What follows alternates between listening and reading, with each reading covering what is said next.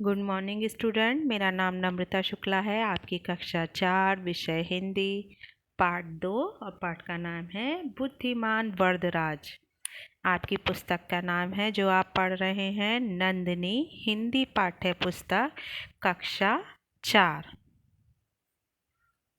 हम पढ़ेंगे बुद्धिमान वरदराज, लेकिन पढ़ने से पहले जानेंगे इसके सीखने का प्रतिफल। इस पाठ का अध्ययन करने पे विद्यार्थी जानेंगे कि हमें किसी भी काम को मुश्किल कठिन नहीं समझना चाहिए। उसका निरंतर प्रयास करने पर हम उस काम में सफल हो सकते हैं, है ना। हमें वह काम अच्छे से आ सकता है, इसलिए कभी भी हमें हताश नहीं होना चाहिए, निराश नहीं होना चाहिए कि यह काम हमसे नहीं होगा। हमें उसका निरंतर अभ्यास करना चाहिए, फिर वह काम हमसे अवश्य ही होगा। पढ़ना शुरू करेंगे। आपने कहावत तो सुनी ही होगी, करत करत अभ्यास के जड़मति होत सुजान, रसरी आवत जात ते सिल पर परत निशान।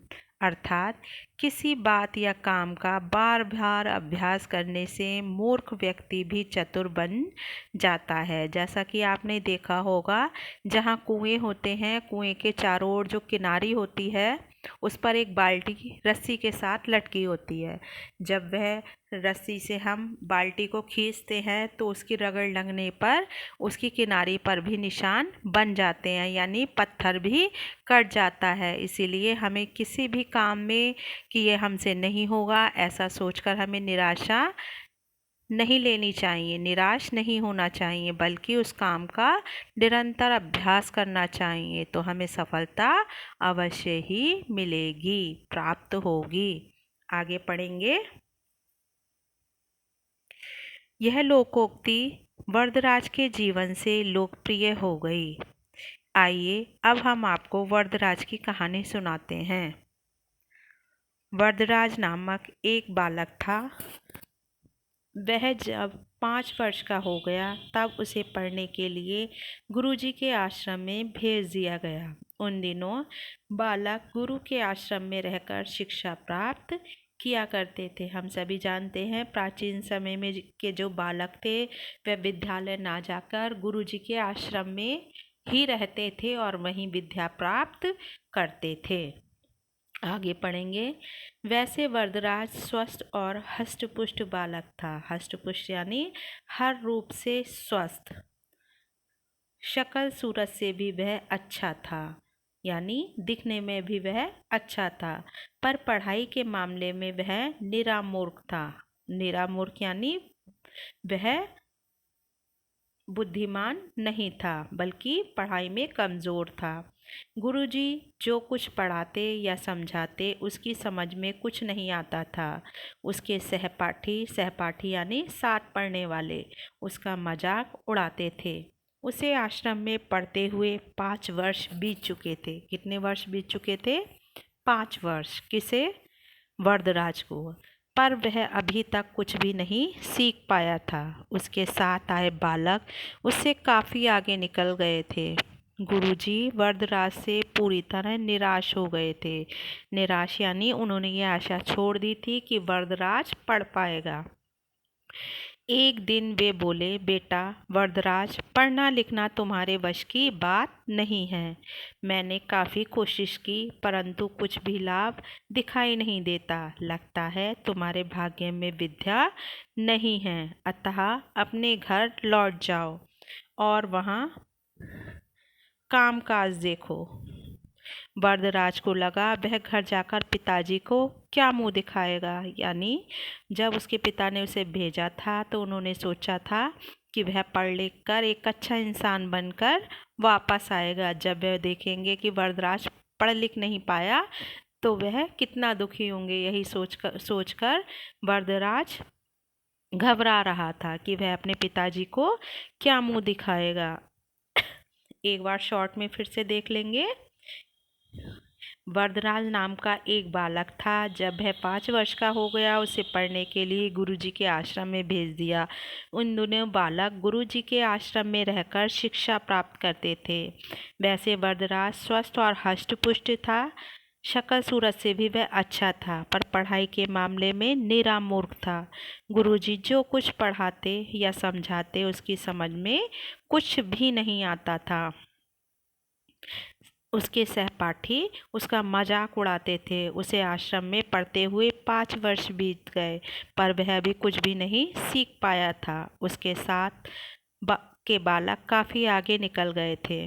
गुरुजी वरदराज से पूरी तरह निराश हो गए और उन्होंने कहा कि भाई तुम अब अपने घर जाओ और वहाँ जाकर काम काज देखो। वरदराज को लगा घर जाकर पिताजी को क्या मुँह दिखाएगा, वह उनसे कैसे कहेगा कि गुरुजी ने उसे पढ़ाने से मना कर दिया है। वरदराज को अपना भविष्य अंधकारमय दिखाई देने लगा। अंधकारमय देने लगा, यानी उसे ऐसा लग रहा था कि अब वह कुछ भी नहीं कर पाएगा। उसके जीवन में अंधेरा ही अंधेरा छा गया। गुरुजी की आज्ञा का पालन करते हुए उसने अपने सामान की गठरी बांधी। पहले सूटकेस नहीं हुआ करते थे, लोग एक कपड़े में ही अपने जो सामान था वह बांधकर गठरी बनाकर एक जगह से दूसरी जगह को ले जाते थे। गुरुजी के चरण छुए और भारी मन से विदा हुआ यानी वहाँ से चल दिया। वरदराज आश्रम से प्रातःकाल चला था। अब दोपहर हो गई थी, यानी चलते चलते उसे दूसरा पहर लग गया था, दोपहर हो गई थी। गुरुजी ने उसे रास्ते में खाने के लिए थोड़ा सा सत्तू दे दिया था। सत्तू, चने का जो आटा होता है उसको सत्तू बोलते हैं, है ना। चने के आटे से ही बनते हैं ये सत्तू। अब उसे भूख प्यास लग आई थी। रास्ते में उसे एक कुआं दिखाई दिया। वरदराज कुएं की जगत पर गया। जगत यानी जो उसकी किनारी होती है। वहाँ उसने देखा कि जगत पर पानी खींचने की रस्सी की रगड़ से पत्थर में भी जगह जगह गड्ढे बने हुए थे। यानी रस्सी को जब हम ऊपर नीचे खींचते थे तो उसकी रगड़ लगने से पत्थर में भी निशान बन गए थे। उसने देखा, वरदराज के दिमाग में बिजली सी कौंध गई। कौंधना यानी चमक गई। उसने सोचा कि बार बार की रगड़ से कोमल रेशों से बनी रस्सी कठोर पत्थर को काट सकती है, तो क्या बार बार अभ्यास करने से मुझे पढ़ना लिखना नहीं आ सकता? वरदराज ने निश्चय किया कि मैं परिश्रम करूँगा। परिश्रम यानी मेहनत करूँगा, फिर मैं देखता हूँ कि मुझे विद्या कैसे नहीं आ सकती। यानी वह अपने ही मन में उसने इतनी मजबूती से निश्चय कर लिया कि मुझे पढ़ना ही है।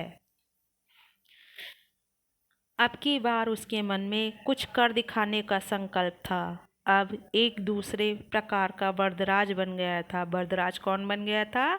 एक दूसरे प्रकार का वरदराज बन गया था। पहले वाला कैसा था? पहले वाला मूर्ख था, कमजोर था, परंतु वह अब निश्चय के साथ एक मजबूत वरदराज बन गया था, जिसने यह सोचा था कि अब मुझे पढ़ना ही है। वह आश्रम की ओर लौट पड़ा। सूर्य छिपने से पहले ही वह गुरुजी के पास पहुंचा। गुरुजी उसे देखते ही बोले, बेटे वरदराज, अभी तक तुम अपने घर नहीं गए क्या? वरदराज नम्रता पूर्वक बोला। नम्रता यानी प्यार से बोला, गया तो था गुरुजी, पर आधे रास्ते से लौट आया। अब मेरी आंखें खुल गई हैं। अब मैं पूरी लगन और परिश्रम से पढ़ूंगा। आपको कभी शिकायत का अवसर नहीं दूंगा। गुरुजी का हृदय पिघल गया। बोले, चलो ठीक है, कुछ दिन और देख लेता हूँ। क्या कहा गुरुजी ने? गुरुजी ने कहा, चलो ठीक है, मैं कुछ और दिन तुम्हें देख लेता हूँ। वरदराज ने पढ़ाई आरंभ की। आरंभ यानी शुरू किया पढ़ना। वह देर रात तक पढ़ता रहता और प्रातः सबसे पहले उठ जाता। प्रातः यानी सुबह जल्दी सबसे पहले उठ जाता था। वह एक क्षण भी बेकार नहीं गवाता था। अब पाठ याद करना उसे सरल लगने लगा। यानी जब उसने निरंतर प्रयास किया पढ़ने का, तो जो काम उसे पहले मुश्किल लगता था, यानी पढ़ना उसे मुश्किल लगता था, वही अब उसे आसान लगने लगा, उसे याद करना सरल लगने लगा। गुरुजी और दूसरे छात्र इस परिवर्तन को देखकर, परिवर्तन यानी बदलाव को देखकर आश्चर्यचकित रह गए। आश्चर्यचकित यानी हैरान रह गए। किसको देखकर? जो वरदराज के अंदर बदलाव आया था उसे देखकर वह हैरान रह गए। कल का बुद्धू वरदराज अब बुद्धिमान बन गया था। बुद्धिमान यानी होशियार, चतुर बन गया था। यह उसकी लगन और कठोर परिश्रम का चमत्कार था। किसका चमत्कार था? जो उसने मेहनत की थी, यह उसका चमत्कार था। बच्चों, यही वरदराज आगे चलकर एक प्रसिद्ध विद्वान बना। विद्वान यानी जो पढ़ने में होशियार होता है, पढ़ लिख कर खूब विद्वान हो जाता है, वह बना। वह आगे जाके संस्कृत में पाणिनि के व्याकरण को समझने में विद्यार्थियों को बहुत परिश्रम करना पड़ता था। वरदराज ने उनकी कठिनाई को दूर करने के लिए लघु सिद्धांत कौमुदी की रचना की। संस्कृत में एक पाणिनि नाम का एक ग्रंथ था, जिसे पढ़ने में विद्यार्थियों को, छात्रों को बहुत परिश्रम करना पड़ता था, परंतु उनकी समझ में नहीं आता था। वरदराज ने उनकी कठिनाई को दूर करने के लिए लघु सिद्धांत कौमुदी की रचना की। इन्हीं पंडित वरदराज ने मुग्धबोध नामक संस्कृत के सरल व्याकरण की भी रचना की। यानी पढ़ने में वह इतने विद्वान हो गए कि उन्होंने ग्रंथों की भी रचना कर डाली, है ना। इसलिए कहते हैं कि हमें किसी भी काम को कठिन नहीं समझना चाहिए। यदि हम उसके लिए कठिन परिश्रम करें, मेहनत करें, तो हमारे लिए वही काम आसान हो जाता है, सरल हो जाता है ना। तो इस कहानी से हमें यही शिक्षा मिलती है कि जो हमें काम कठिन लगता है उसे हमें मेहनत से करना चाहिए, तभी हम उसमें सफलता प्राप्त कर सकते हैं। आगे इसके थोड़े से शब्दार्थ हैं, मैं आपको समझा देती हूँ। जड़मति, जड़मति यानी मूर्ख। सुजान, सुजान यानी चतुर। रसरी, रसरी यानी रस्सी जिससे हम पानी निकालते हैं। लोकोक्ति, लोकोक्ति यानी कहावत। हष्टपुष्ट, हष्टपुष्ट यानी ताकतवर। निराश, निराश यानी नाउम्मीद, नाउम्मीद यानी जिसकी हमें आशा ना हो। कौंधना, कौंधना यानी चमक जाना। परिश्रम, परिश्रम यानी मेहनत। परिवर्तन, परिवर्तन यानी बदलाव। आश्चर्यचकित, आश्चर्यचकित यानी हैरान। प्रसिद्ध, प्रसिद्ध यानी मशहूर। फेमस, जिसे इंग्लिश में बोलते हैं फेमस। थोड़ा सा हम इसे और जान लेंगे। इस पेज को एक बार और से इसका रिवीजन कर लेंगे। कल का बुद्धू वरदराज अब बुद्धिमान बन गया। यह उसकी लगन और कठोर परिश्रम का चमत्कार था। बच्चों, यही वरदराज आगे चलकर एक प्रसिद्ध विद्वान बना। संस्कृत में पाणिनि के व्याकरण को समझने में विद्यार्थियों को बहुत परिश्रम करना पड़ता था। वरदराज ने उनकी कठिनाई को दूर करने के लिए लघु सिद्धांत कौमुदी की रचना की। इन्हीं पंडित वरदराज ने मुग्धबोध नामक संस्कृत के सरल व्याकरण की भी रचना की।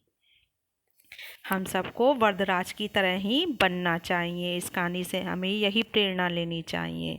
आशा है आप लोगों की यह चैप्टर समझ में आ गया होगा। धन्यवाद।